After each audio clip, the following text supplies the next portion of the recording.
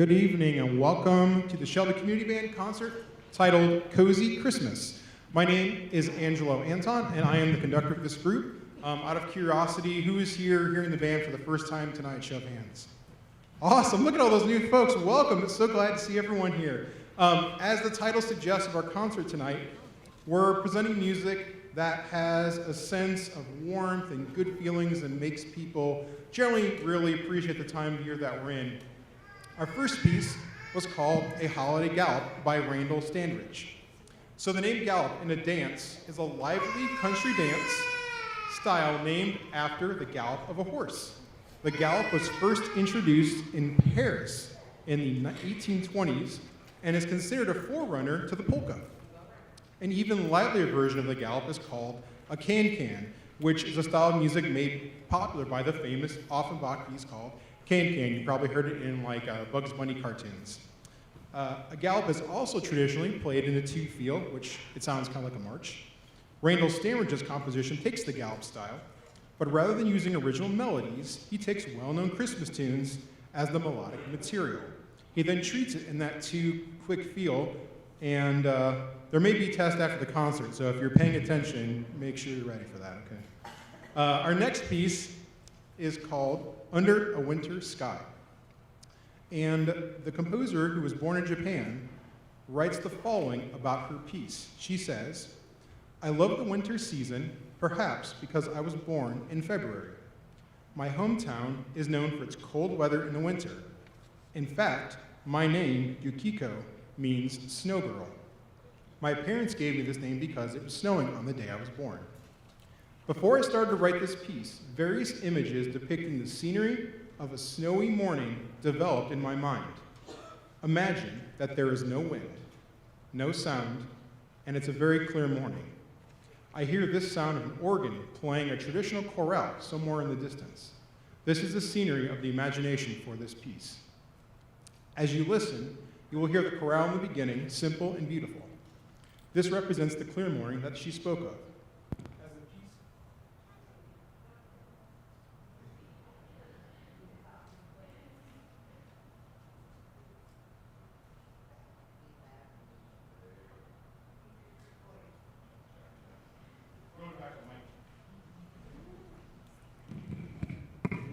Because technology.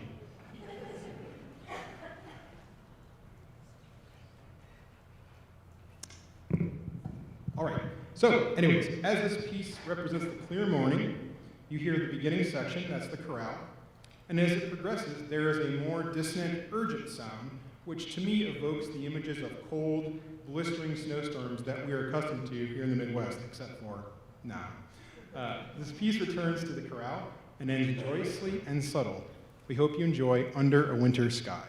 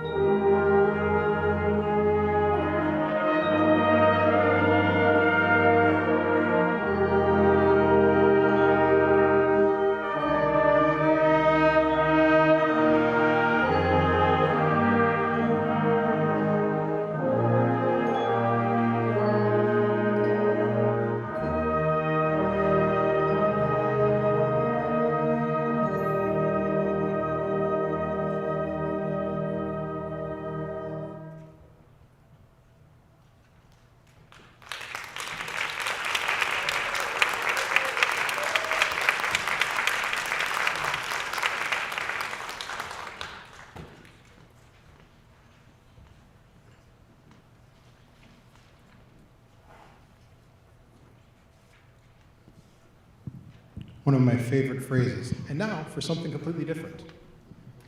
Winter on Emerald Bay is a heroic, movie-inspired composition. As the name suggests, your ear will instantly recognize an Irish or Celtic flavor about the music. The dance-like sound may even give you Lord of the Dance or Riverdance vibes, while at other times, the heroic scoring may give you kind of a Robin Hood, Errol Flynn swashbuckling movie adventure soundtrack. The piece has a 12/8 feel with triplets throughout. As you listen, you'll notice several sort of Celtic-inspired sounds. For instance, the flutes and piccolo, which is very reminiscent of Celtic music. You'll also notice some drums alluding to a hand drum type sound.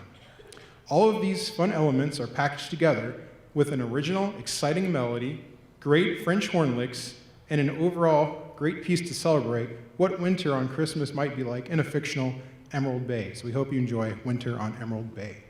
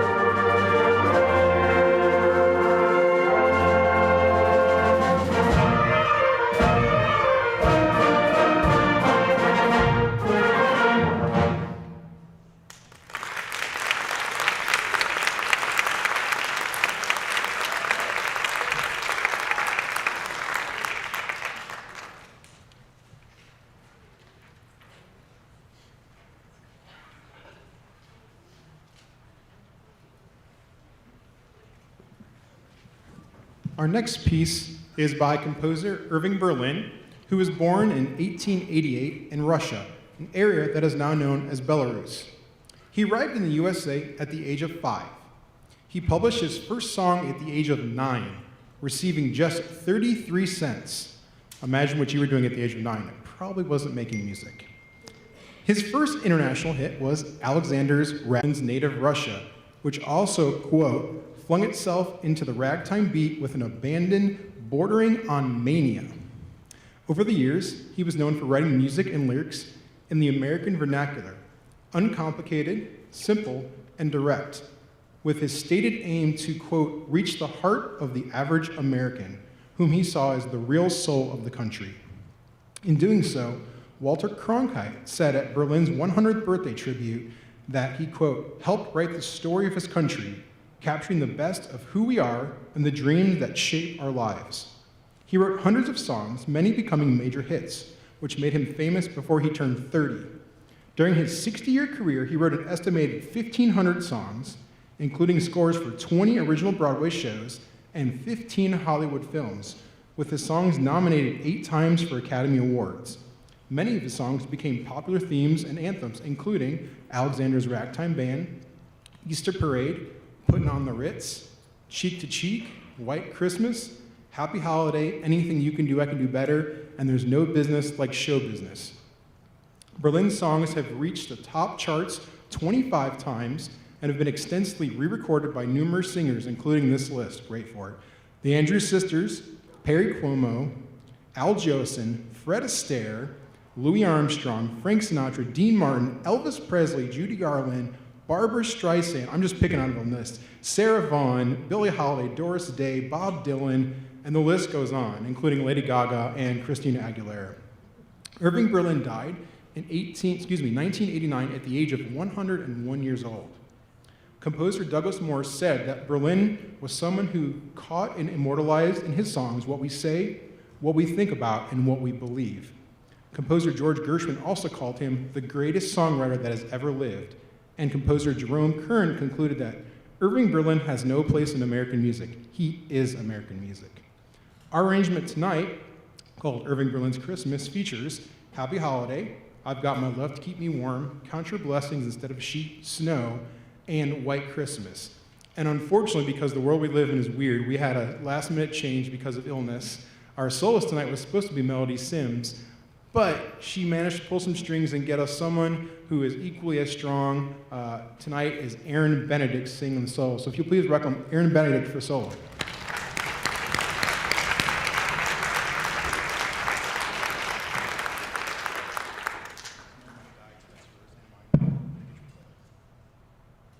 It's not. There we go. We're good.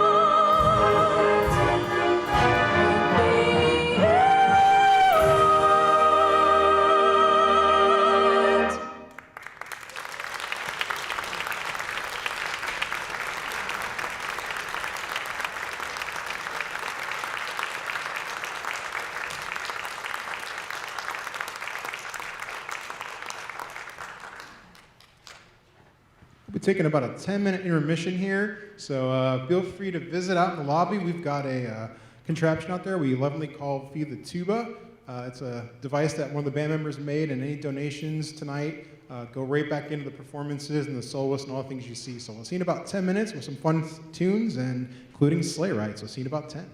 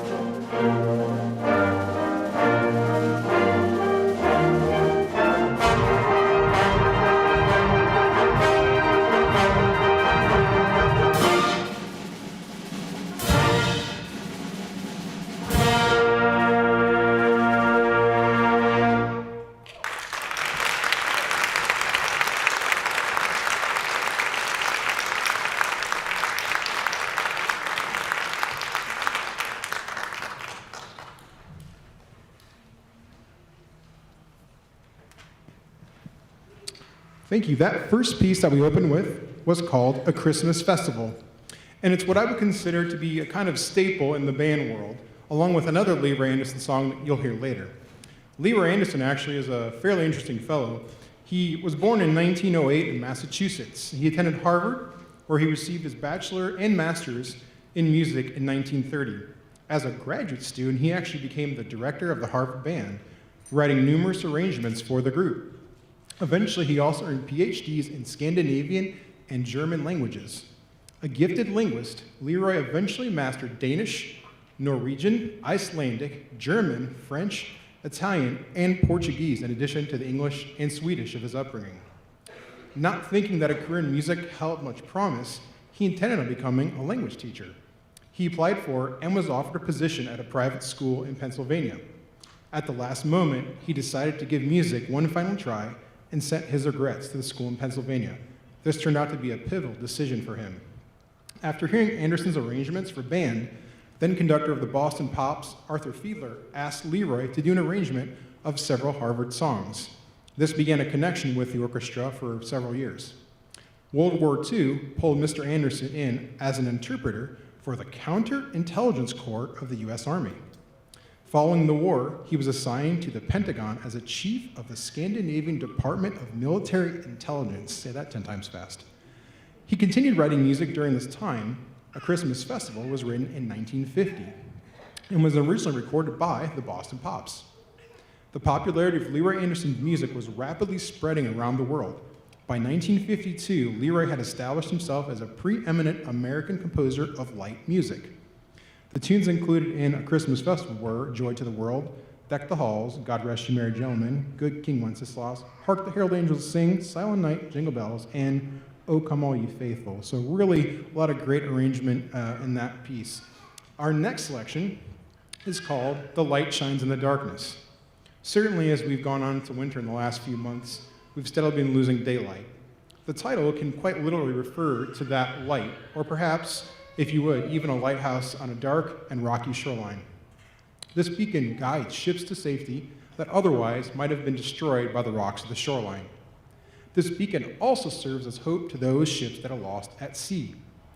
Likewise, this piece could serve as a light, a moment of beauty in our world, which sometimes can seem quite dark. You will hear many solos throughout, in French horn and flutes. A prolonged clarinet solo represents the light, that melody that draws us in.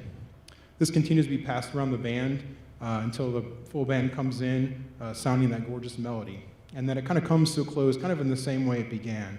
The light fades, but is still present. So here is A Light Shines in the Darkness.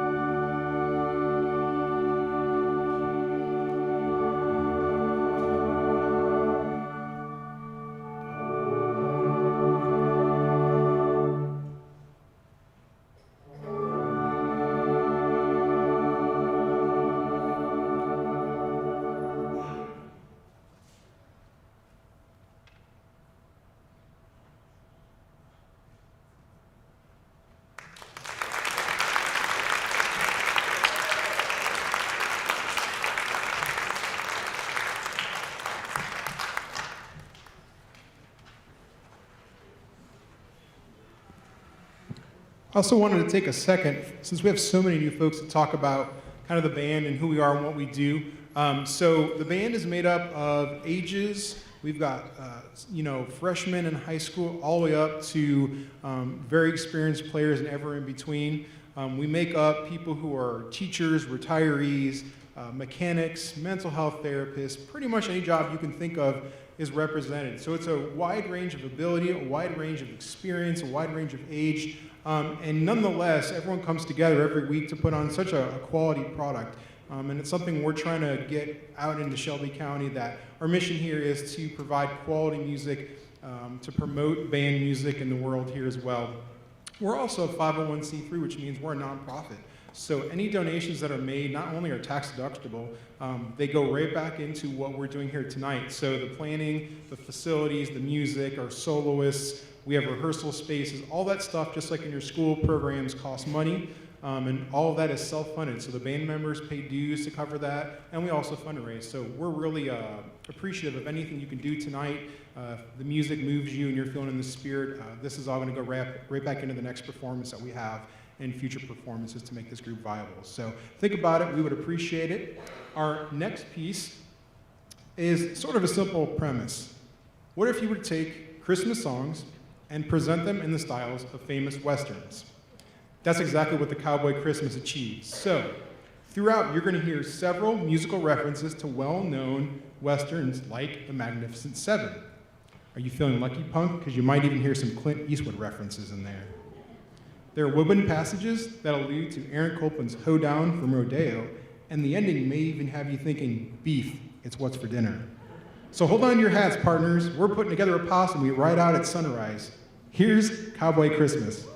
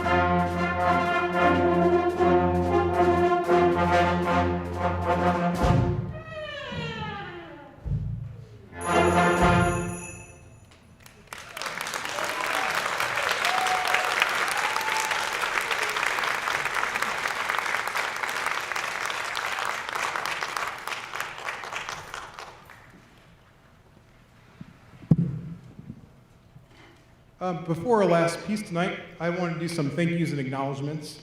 First off, a huge thank you to Mr. Joey Shepard, who is the band director here at Triton Central.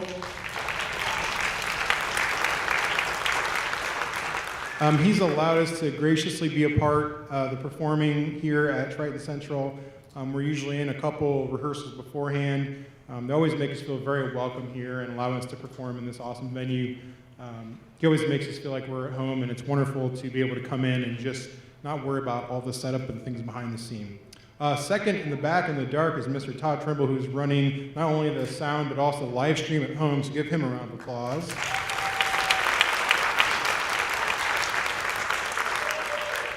We've really benefited from having the live stream component because of COVID. We've really been able to broadcast out. So hi to those at home watching.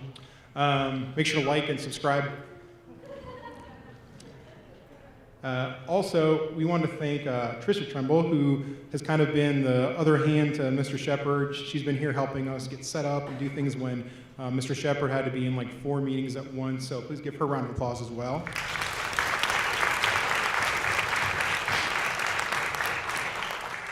And we do have 2 sponsors. Hopefully, if you have a program you saw, Dry and Reinbold and Pages Music. So please, if you're in the market for a car or an instrument, consider giving your money to these folks. They are sponsoring us year-round, and that sponsorship allows us to keep doing what we're doing without having to worry about money and making music here in Shelby County, so we appreciate that. Thanks for being here tonight. If you've enjoyed the music again, please feel free to feed the tube out in the lobby. You can see one of the band members. All contributions are tax deductible. We would love to write you a receipt if you'd like to claim that on your taxes. So everything you go back into us. So we appreciate being here. Happy holidays, Merry Christmas, Happy New Year, and we're going to close with Leora Anderson's Sleigh Ride.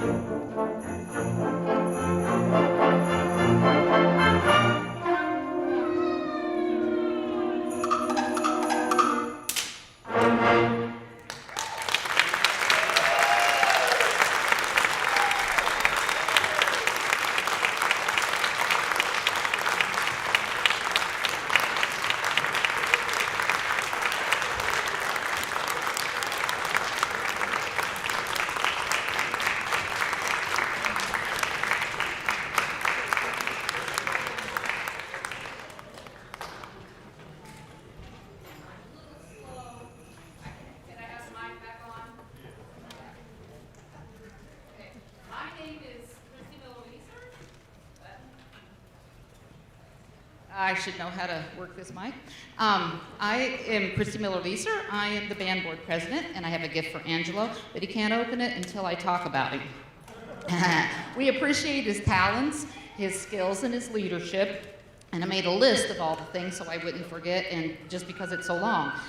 He came to us in the fall of 2019. That tells you right there what's coming next. So it wasn't long before we weren't meeting as a band, but board members, we had Zoom meetings. He helped us in the downtime reorganize the nonprofit status and the new bylaws. And we finally got together, we practiced and had a program at a park, a shelter house in Shelbyville. And then we set up rehearsals. We were safe with our masks for our instruments, and we've just been doing the best that we could. He has led us through and still is leading us through these difficult times, so we really appreciate that. And like I said, we appreciate his talents, and he's an excellent conductor. The rehearsals are fun, and we're very, very happy to have him. So thank you, Angelo. He's got to open it now. There's a gift certificate in there, but I'll just hold that for you. Yoda Best Band Director. Has a picture of Yoda on it. And his wife Betsy helped me pick that out. So I have permission. Thank you. Thank you guys for coming.